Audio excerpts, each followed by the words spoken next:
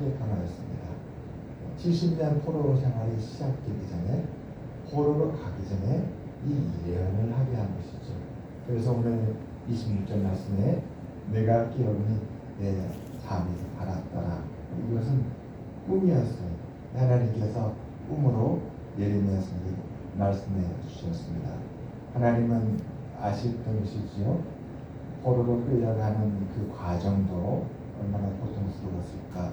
또 그 낯선 땅 바벨론에 가서, 이방의 땅이죠. 이방의 땅에 가서 나라를 잃은 식민의 백성으로 살아가는 거지 않습니까? 전쟁에서 승리한 바벨론에 이제는 속국이 되어 있잖아요, 유다가. 그래서 종주국인 바로 그 바벨론을 섬기는 나라의 백성이니까 그 처지가 아주 천한 그런 신분이 된 것입니다. 그 삶이 얼마나 고통스러운지를 하나님께서 아시는 것이죠. 그래서 미리 이 말씀을 주시겠습니다.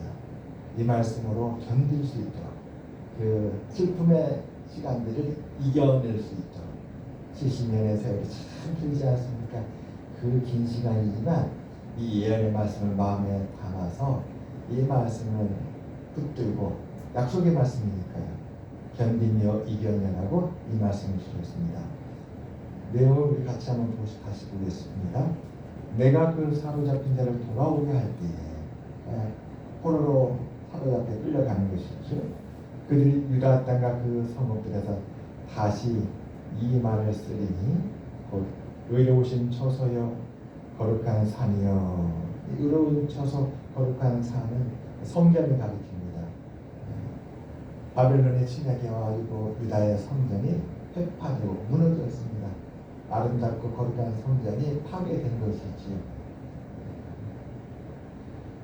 그랬던 그 처소, 그 성전을 생각하는 것입니다. 의로우신 처소여 거룩한 산이여 여호와께서 내게 복 주시기를 원하노라. 하나님은 다시 성전을 다시 세우신다는 것이죠. 무너진 성전을 다시 세우고, 또 성벽도 다시 세우고. 그래서 70년 후에는 이 유다를 다시 재건하실 거라 말씀해 주고 있습니다. 유다와 그 모든 성읍의 농부와 양떼를 인도하는 자가 거기에 함께 살기를.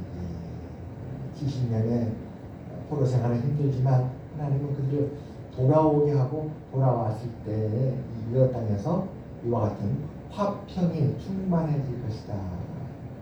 양떼와 농부. 농부는 밭에 곡식을 심고 거두어들이는 그러한 사람들입니다. 양떼는 목축업자가 하는 것이죠. 농부와 목축업자가 같이 함께 화평하게 평강을 누리며 살게 된다. 이런 말씀입니다. 그들 사이에 다툼이나 분쟁이나 이런 것이 없이 농부와 목축업자가 같이 어우러져서 함께 더불어서 평화롭게 살게 되는 그런 은혜를 하나님께 주시겠다는 그런 말씀입니다. 이는 내가 그 피곤한 심령을 상쾌하게 하며 모든 연약한 심령을 만족하게 하였습니다. 그러니까 예레미야가 꿈에 하나님의 이 말씀을 듣고 났는데 눈을 떠보니 꿈이었다는 것이죠. 그런데 그 잠이 너무나 달았어요. 왜 그랬을까요? 꿈의 내용이 축복이었기 때문에. 꿈의 내용이 하나님께서 다시 돌아오도록 회복시켜 주시고, 무너진 것들을 다시 세우며 모든 것을 다시 되찾게 하시겠다는 하나님의 축복의 말씀이었기 때문에 잠이 그렇게 달았지 않았나 싶습니다. 사랑하는 여러분, 우리가 다니엘서를 보게 되면 다니엘도 포로로 끌려갔잖아요. 우리 한번 머릿속으로 생각을 해봐요. 유다 백성들이 포로로 끌려갈 때 어땠을까요? 모든 걸 다 잃고 간 거 아니겠습니까?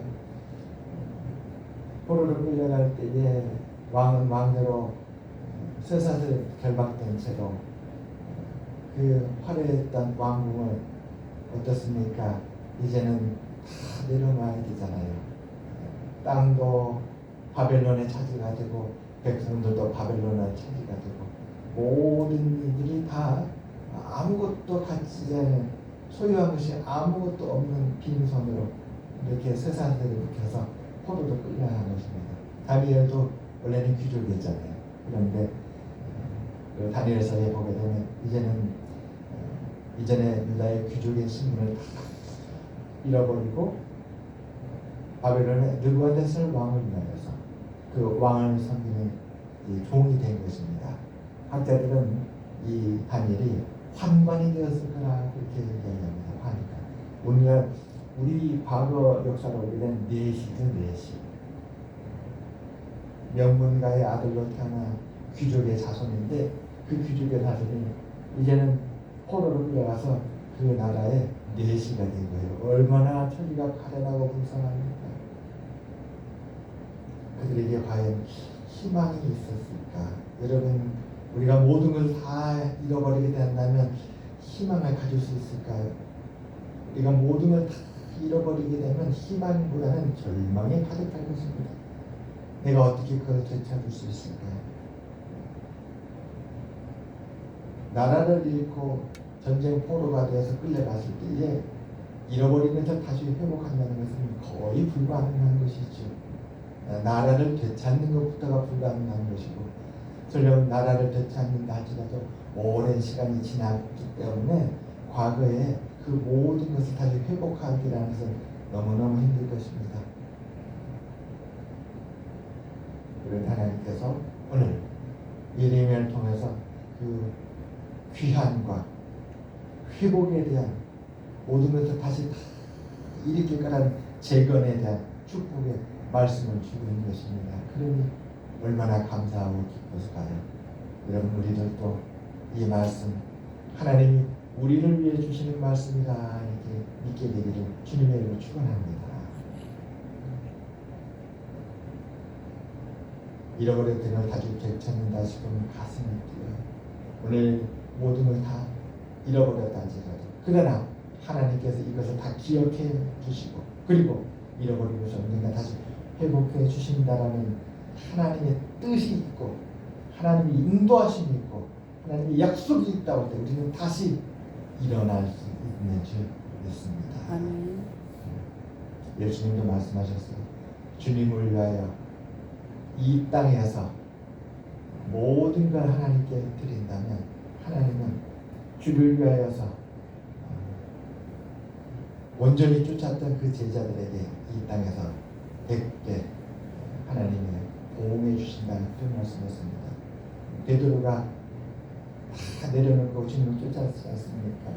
예수님께서 깊은 데 그물을 내려 고기를 잡으라. 베드로가 깊은 데 그물을 내려서 정말로 고기를 잡아보니까 어마어마하게 고기가 잡혔어요. 그러니까 베드로가 주님 앞에 엎드려서, 그러니까 주님께서 그 베드로를 보고 이제 이후로는 내가 사람을 낚는 어부가 되리라 했어요. 그러니까 그 말을 듣고 베드로는 그의 그물과 그의 어부 생활을 다 내려놓고 온전히 주님을 듣는 제자가 되었던 것이었습니다. 그렇게 주님을 쫓았던 제자들, 그들은 모든 걸 다 내려놓고 주님을 쫓았어요. 주님을 쫓았던 그들에게 주님을 말씀했습니다. 이 땅에 뿐만 아니라 저 내세에까지 하나님이 결코 잊지 아니하시고 축복해 주실 것이다. 우리 그리스도인들은 이제 세상의 가치관이 아니라 하나님의 말씀을 따라서, 세상의 방식이 아니라 하나님의 은혜를 따라서 살아가는 사람들입니다. 우리는 하나님 앞에 헌신하고 하나님을 사랑하고 하나님 앞에 결단하며 하나님의 자녀로서 살아가는 우리들입니다.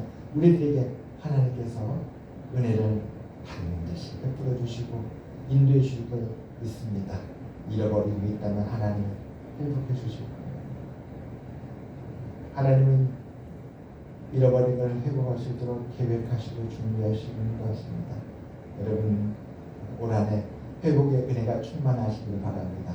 하나님께서 우리에게 지혜도 회복해 주시고 지식도 회복해 주시고 잃어버렸던 사람도 되찾게 해주시고, 어떻습니까? 우리가 마음속에 잃어버렸던 소망과 이러한 것도 하나님께서 다시 회복해 주시고 인도해 주시라 믿습니다.